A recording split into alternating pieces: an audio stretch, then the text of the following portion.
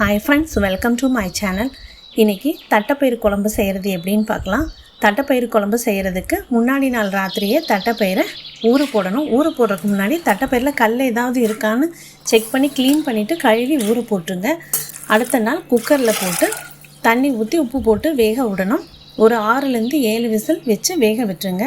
தட்டப்பயிறு ஊற போட மறந்துட்டால் வானிலையில் போட்டு நல்லா வறுத்துக்கோங்க. வாசம் வர வரைக்கும் வறுத்துட்டு அப்புறம் ஒரு 6-7 விசில் வச்சு வேக விட்டால் போதும். இப்போது கடாயில் வேக வச்ச தட்டைப்பயிறு தண்ணியோடு ஊற்றியிருக்கேன். அது கூட கத்திரிக்காய் போட்டுக்கலாம். கத்திரிக்காய் உங்களுக்கு எவ்வளோ வேணுமோ அவ்வளோ போட்டுக்கோங்க. அது கூட 3 ஸ்பூன் மல்லித்தூள்,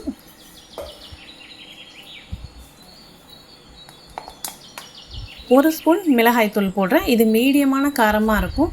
உங்களுக்கு காரம் அதிகமாக வேணும்னா இன்னும் கொஞ்சம் கூட போட்டுக்கோங்க.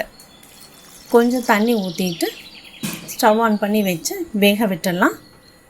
இதில் நான் இப்போ உப்பு சேர்க்கலை. தட்டைப்பயிரில் உப்பு போட்டதுனால உப்பு சேர்க்கலை. புளி தண்ணி ஊற்றுனதுக்கப்புறம் உப்பு செக் பண்ணிவிட்டு போட்டுக்கலாம். இது கூட 2 தக்காளி கட் பண்ணதையும் சேர்த்துட்டு கத்திரிக்காய் ஒரு 50% வேகிற அளவுக்கு வேக விட்டுருங்க. இப்போ கத்திரிக்காய் ஒரு 50% வெந்துருச்சு. அதுக்கப்புறமா புளி தண்ணி ஊற்றிக்கலாம். கொஞ்சமாக தேங்காய் அரைச்சதையும் சேர்த்துக்கலாம். புளி தண்ணி மற்ற புளிக்குழம்புக்கு ஊற்றுற அளவுக்கு நிறையா ஊற்ற தேவையில்லை. கொஞ்சம் குறைச்சி ஊற்றிக்கோங்க. இது எல்லாமே நல்லா மிக்ஸ் பண்ணிவிட்டு அதுக்கப்புறமா புளியும் உப்பும் செக் பண்ணிக்கோங்க. பத்தலைன்னா கொஞ்சம் ஆட் பண்ணிக்கோங்க.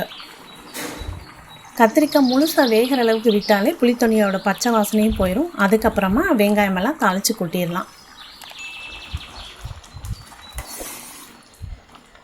இப்போ கத்திரிக்காய் வெந்துருச்சு. இதை தாளிச்சிடலாம். 3 டேபிள் ஸ்பூன் ஆயில் ஊற்றிருக்கேன். அதில் ஒரு 1/2 ஸ்பூன் கடுகு, 1 ஸ்பூன் உளுந்தம்பருப்பு,